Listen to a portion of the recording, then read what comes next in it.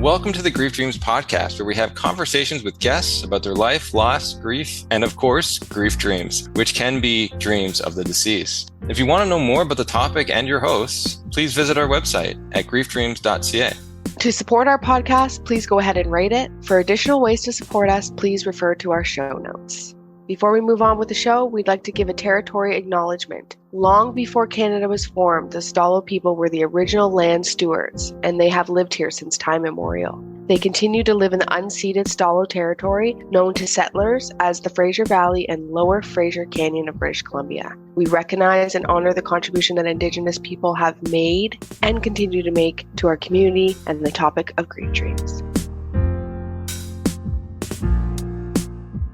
Welcome to the Grief Dreams podcast. Thank you again for tuning in. We have Jade here and myself, Joshua, to interview Roberta Kuriloff. I'm really excited to talk to her. So she is a speaker, community activist, former attorney, and the author of the new book, Framing a Life, Building the Space to Be Me. With humor and poignancy, her memoir takes readers along an inspiring journey of self-discovery. She's also a founding member of 2 domestic violence projects, as well as an elderly services organization, and was a hospice patient volunteer and bereavement worker facilitator. So thank you so much, Roberta, for being on the podcast today. Thank you for having me. I truly appreciate it. So it seems you've had a very interesting life to write a memoir about it. Not everyone can do something like that, you know?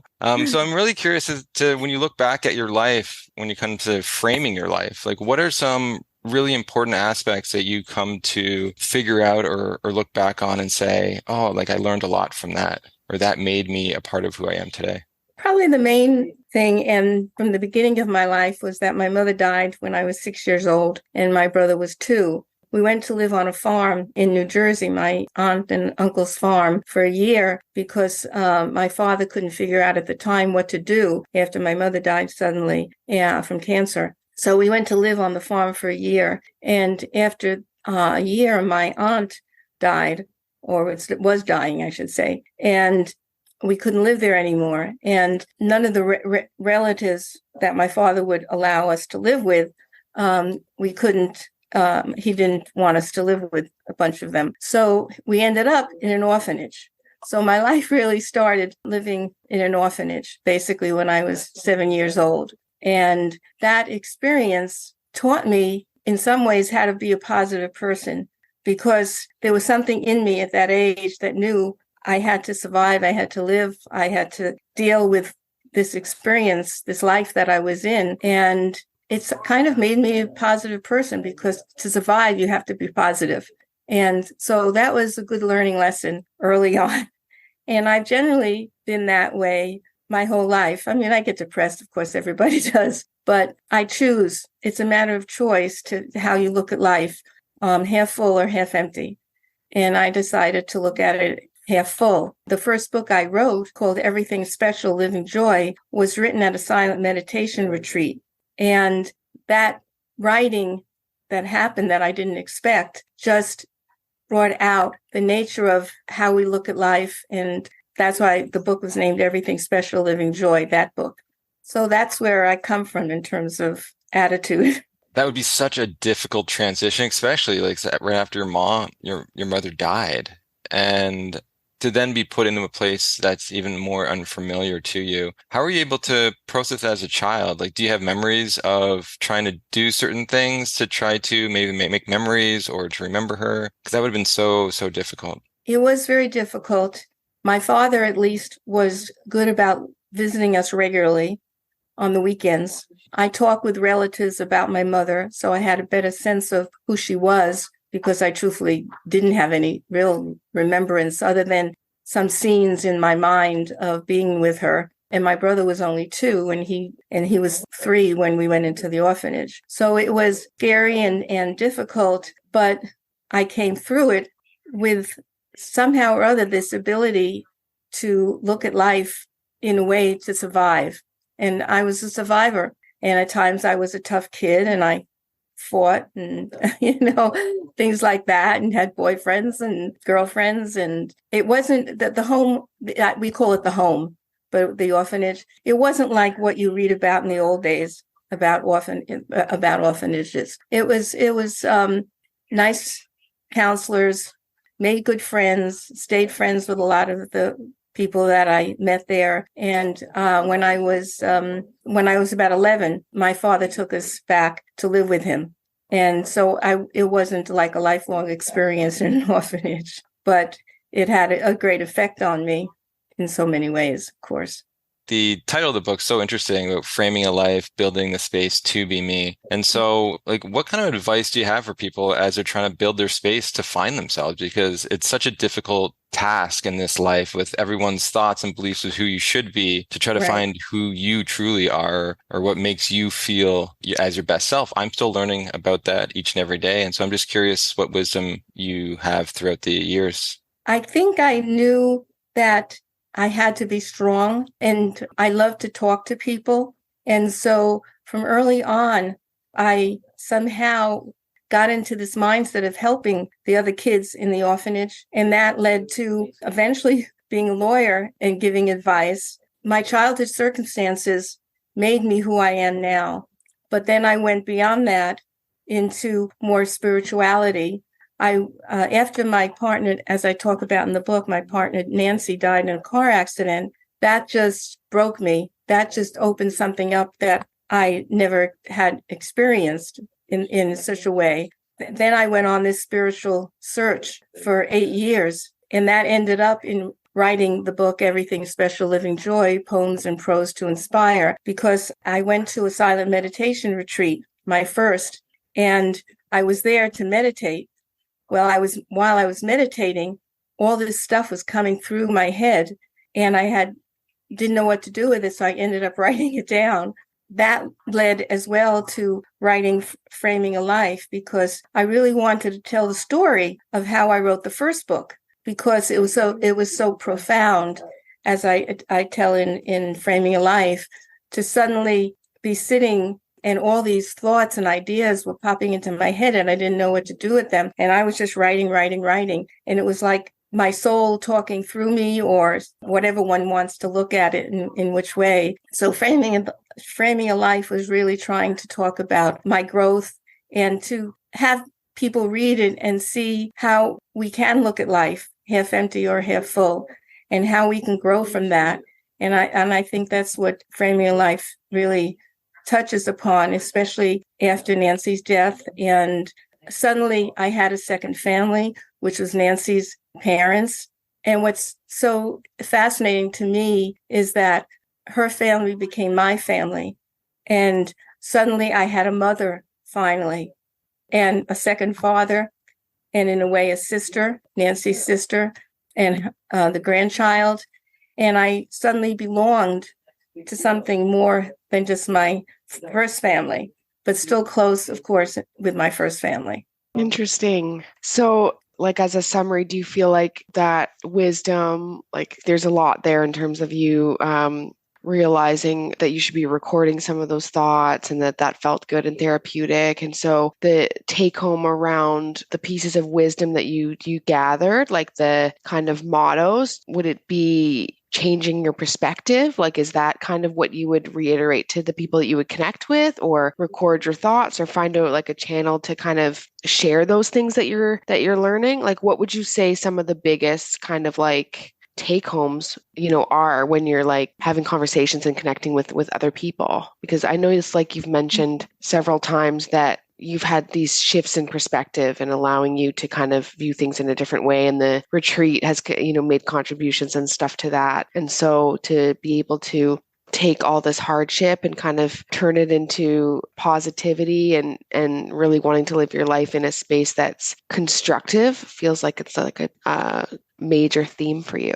Yes, I think it is a major theme for me. What I brought through my writing and my poetry and my blog that's on my website, what I want people to see that their lives can be wonderful, that their lives can be joyous, and that even with all the pain and sadness in this world, we're also here to enjoy life.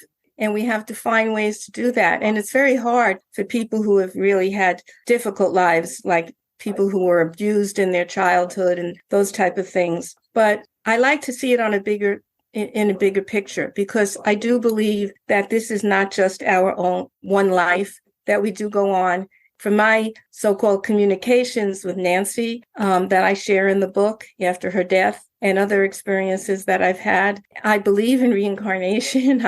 I believe in that we never really die. We just experience maybe different lives. So I know that I will come back somehow at some point. And I think I mentioned to Josh that I just was recently diagnosed with cancer, and I'm being treated for that. I'm positive about it. I'm not letting it pull me down.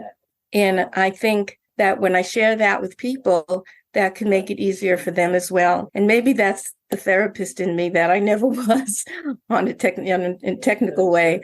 I think there's lots of nuances there around just taking every opportunity to learn and integrate those things into our life as we move forward. And yeah, and it's hard to land in a space of positivity, as you mentioned, especially lots of people have gone through really, really heavy things and are still going through really heavy things. So to make sense of that it takes lots of courage and resilience and the ability to really find silver lining in all sorts of things, and not so much about avoiding it or jumping over it, but understanding that, life is just full of those challenges. So like you said at the beginning of our conversation around making a conscious choice every day to not succumb to that space, like still really just working consciously to find joy and find things to be grateful for is really a game changer. And from my opinion, can really change outcomes as well. So knowing that, yeah, without question. So reiterating that to folks and modeling that for folks. And so, yeah, maybe just by you being open and transparent about your story and how you're making sense of everything is really helpful to other people, and will,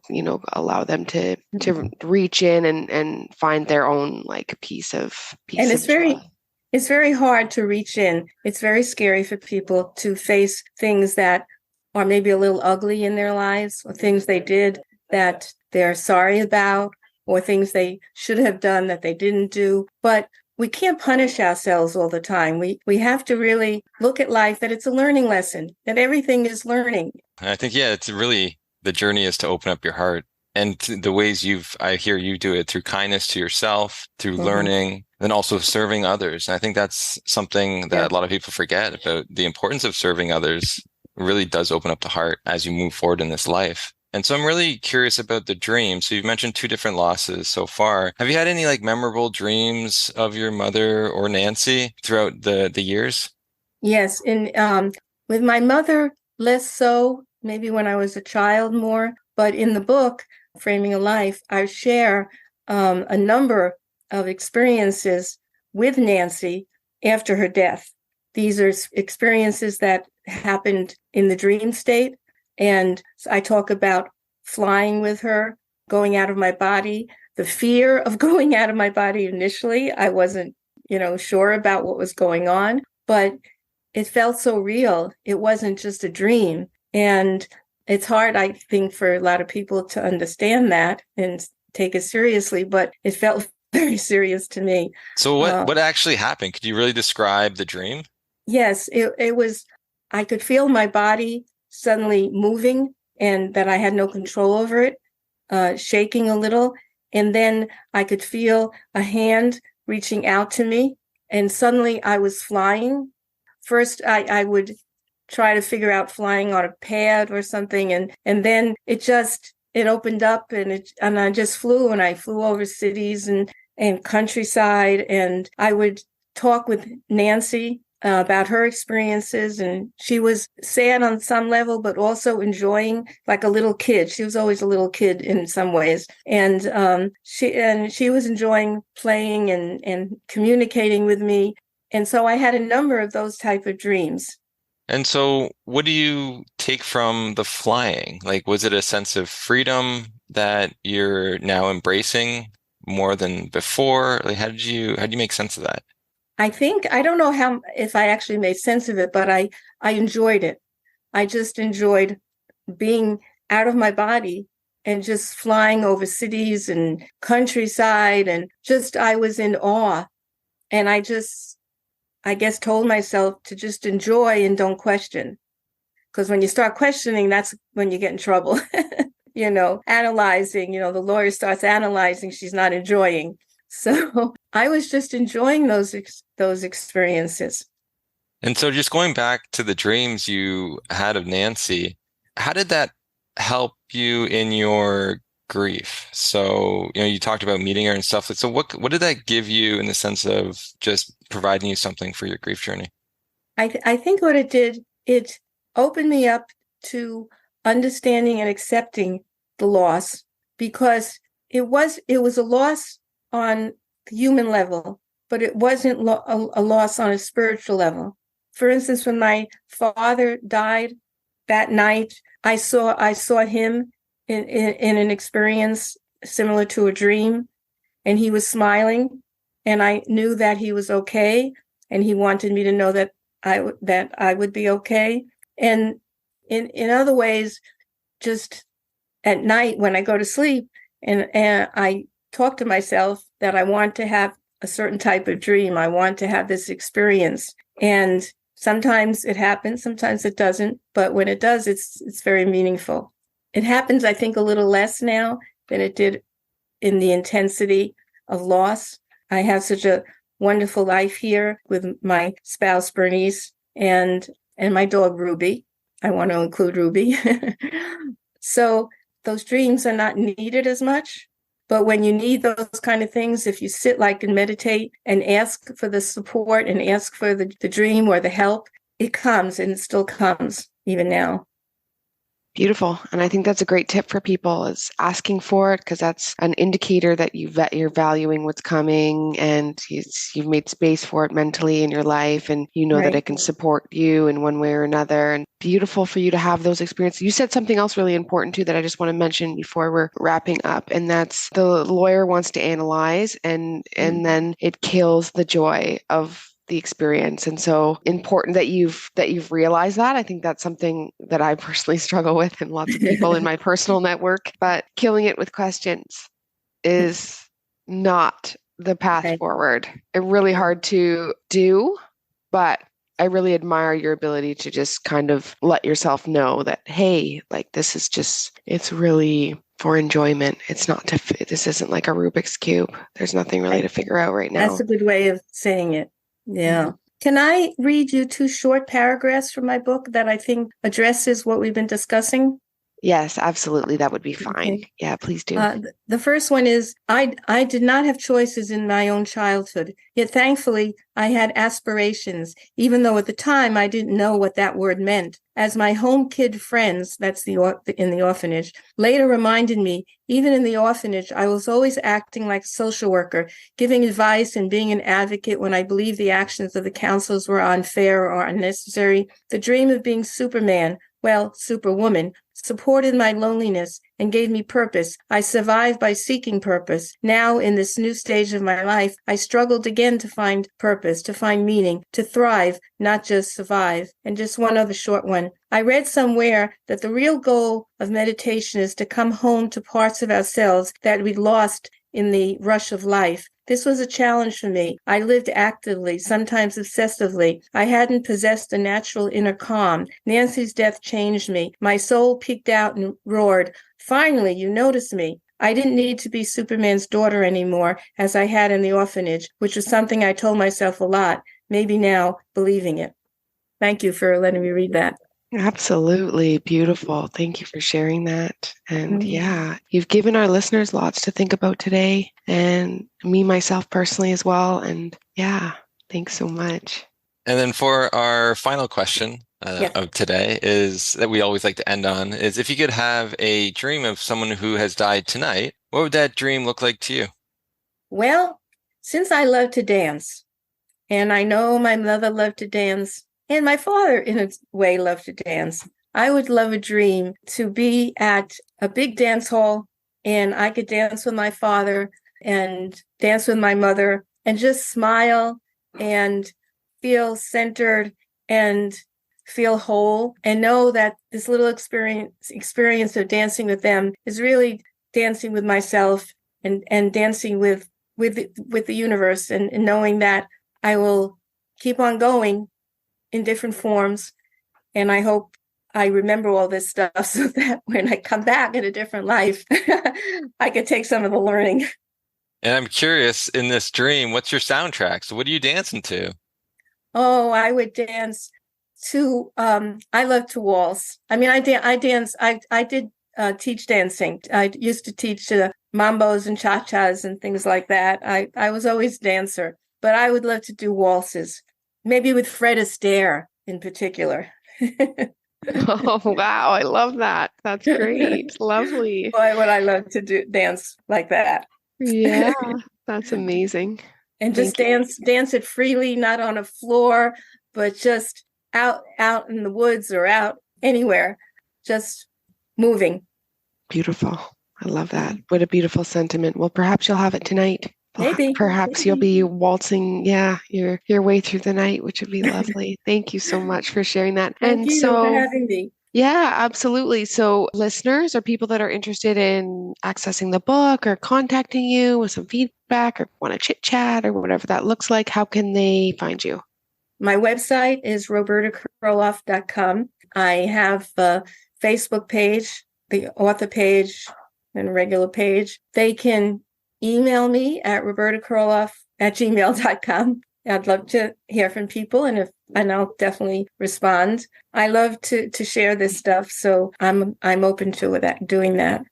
Beautiful. Love that. Thank you so much. There, several ways to get in contact with you, and just appreciate your time, and wish you all the best on your health and wellness journey moving forward, and Thank you. that you have the strength and all the things you need to navigate that with grace, and have the supports necessary around you to keep inspiring you as well, the person that's always inspiring other people to kind of push forward and find the silver lining and all that. So thank God I have Bernice, my spouse, because she inspires me. Beautiful. That's a blessing. And Ruby, let's not forget what dogs can do. They're integral. Dogs are unbelievable. Ruby is unbelievable. Lovely. We love that. A rescue. Aw, yeah. Beautiful. Well, thank you, Roberta. We appreciate your time. Thank you so much. I really appreciate it.